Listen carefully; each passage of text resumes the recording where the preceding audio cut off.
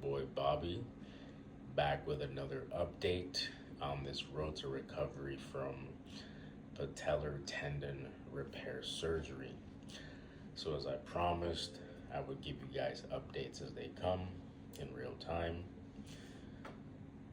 Progress, setbacks, wins, losses, hoping that it encourages someone if you're having this surgery, any other surgery, any difficult time in general, to know that you're not alone and things get better, right?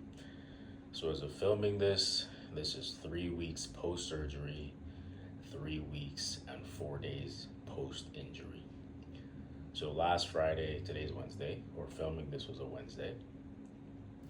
Last Friday, I went to have my staples removed, went for a surgical follow-up, and they basically gave me a really conservative rehab protocol.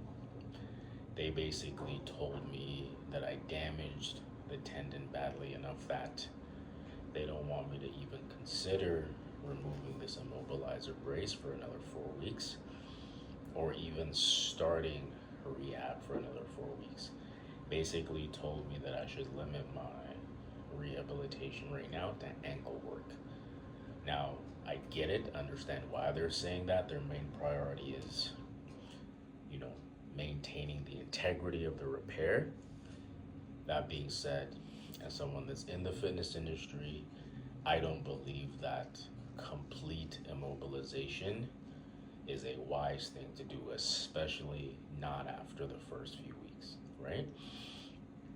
So let's get into wins, right? A couple of wins to definitely celebrate. Things do get better. It's a process, but things get better. Win number one is just sleep. You start to sleep for longer and longer periods of time before the leg wakes you up in pain. So that's definitely a win. A little bit better sleep at night. Win number two is, so last time I reported to you guys that I was able to move around, albeit gingerly, on a single crutch. In the past couple of days, I'm not really close to walking crutch free yet, but I can bear weight and take the first few very basic steps on no crutches. And that's a solid win, right? So definitely can't really walk on it yet, but if you notice, I can start to take very small basic steps, right? Will I be running a marathon anytime soon? Probably not, but you can see the steps, right? So that's win number one.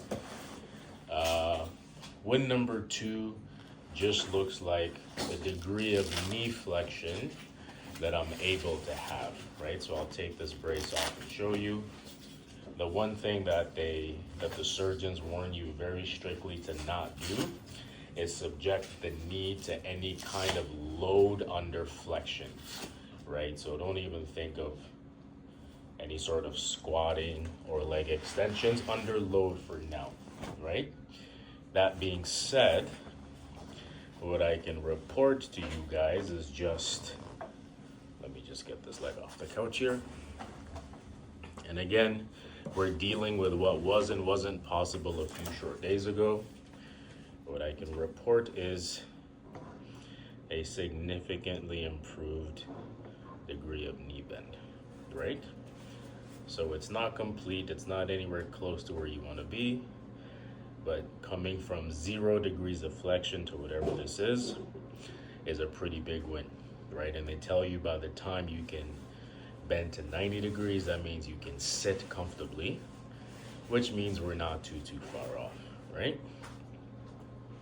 So related to that, let me show you some of the rehabilitative stuff I've been able to do, right? So even though they tell you you really shouldn't be doing active leg extensions under load, I figured out something that's relatively safe and low impact to do. So first thing you do is you place your knee on top of this cushion. If you notice, that creates the tiniest bit of a knee bend, right? Then you're gonna have this guy here for support, your resistance band. It's gonna be helping out. And then what you're gonna do is you're gonna flex the quad, and get a basic amount of knee extension. So notice that you're starting to get that quad stronger. You're starting to reinforce that knee extensor mechanism, right? So that is definitely another win to celebrate, right?